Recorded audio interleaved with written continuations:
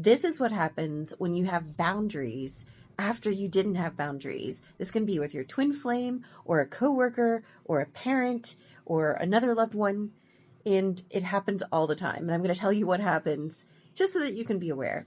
So let's say that you are a sweet but accommodating person and you've been a people pleaser with a certain person or maybe with everybody. And then suddenly you realize that you are doing yourself wrong. You are not being loyal to yourself because you are allowing someone else to walk all over you or take advantage of you or abuse you or run a pattern on you and expect you to forgive and be accommodating.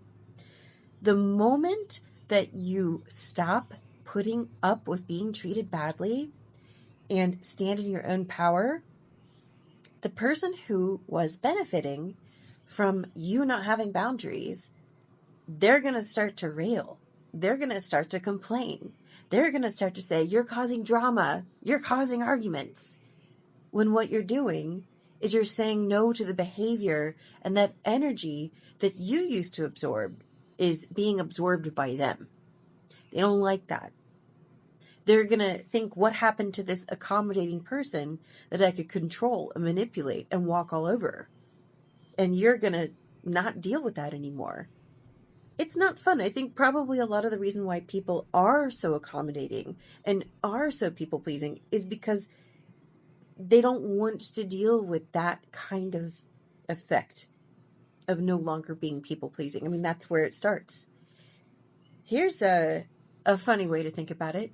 If you are trying to please somebody so that they don't react, you're actually trying to control their behavior. You're trying to control them because you're doing something to try to prevent them from reacting a certain way. You don't need to be scared of their reaction. You don't need to live in fear. How many of you enjoy living in fear? Not me, right? It's not fun when someone reacts when you set a boundary. That's not fun. Nobody likes that.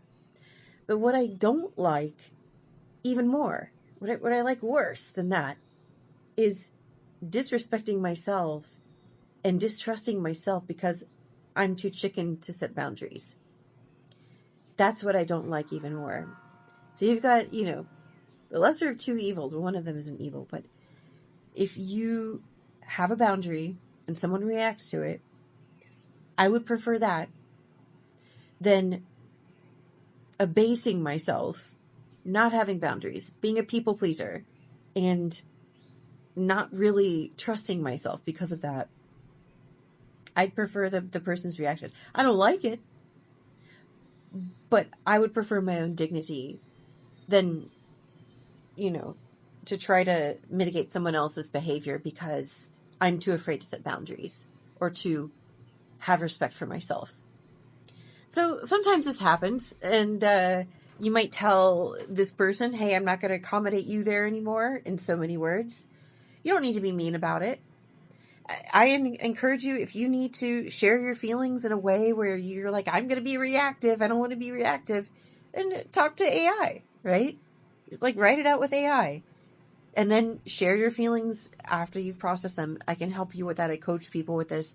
But it's like, you want to try to control the situation that you can't control. The only thing you can have command over is your responses and reactions from now on. So you really don't want for someone else to walk all over you or to look at you as a pushover. Some people aren't going to like that. Some people aren't going to like the you that's coming out that's like, hey, I'm not going to deal with this anymore. I'm going to try something new. I'm not worried about being lonely because I have myself. And so I practice something called the teachings of union. And this is about a process of self-love that teaches you how to love yourself. And I know that, some people like hear, oh, self-love this, self-love that. I'm not talking about like the superficial, like, affirmation style love, or I'm going to go and do some self-care. Self-care is great. I'm talking about going into places in your subconscious, in your heart, and bringing love to places that you've never been loved. So when you do this, sometimes you are going to see things in a different light. And you're going to realize, oh my gosh, I've been tolerating being treated this way. I've been treating myself that way because I've been also letting other people treat me that way, whatever way it is. I'll tell you a story about a friend of mine has a person that they're, twin flame, right? Twin flame person that they've been so kind to and so loving towards. And it's good to love your twin flame no matter what. But behaviorally, or the actions that you take, that's something else, okay? So my friend's twin flame was regularly dating other people, like for years and years. And they were so loving to this person. Sure, I'll be your friend. Oh, you want to go on a date with me? Okay, we go on a date. Oh, but then you want to date someone else right after. And this would happen over and over with this person, over and over. Because the love that they gave themselves, they didn't get this one thing. And that is that sometimes love means having a boundary. I think in the spiritual community, I think we're all like love and light to everybody. And we think like, if we set boundaries, that's mean. And here's why we think that. We think if we set boundaries, that's mean because the other person gets mad. And we think that they are our authority. So if the other person's getting mad and we're looking at them like the creator or like God are a real authority, then we think that we've done something wrong. And I think that's where this whole people pleasing and self-abasement comes through, right? So anyway, my friend recently set boundaries with his twin flame.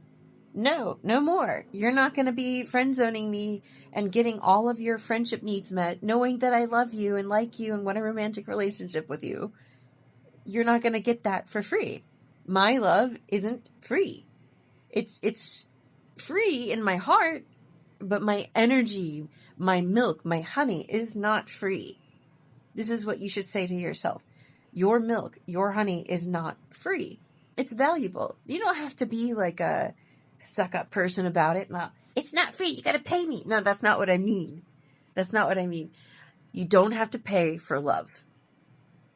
But your energy, your behavior, your actions, the loving attention that you give another, your sexual energy, your gifts, your money, that's not free. That needs to be earned, right? And a lot of you don't have boundaries there. Oh yeah, I'll just loan my twin flame some money. Or, oh, my twin flame's upset because their boyfriend or girlfriend was mean to them. I'll talk to them. I'll go on a date with them. Sure, we'll kiss. Oh, but they have another boyfriend after this, or whatever it is, right? This work, the inner work that we teach at Twin Flames Universe, is not designed to turn you into a doormat and tolerate poor behavior. That's not what it is. When you love yourself, you realize that you don't need anyone else outside of you to fulfill you, including your twin flame. Therefore, if you're no longer locked into a codependent dance with another person because that's what tolerating poor behavior does, if you're no longer needing that codependent dance, you're free. You're free to be with yourself. You're free to have boundaries. You're free to only accept treatment that aligns with your divinity.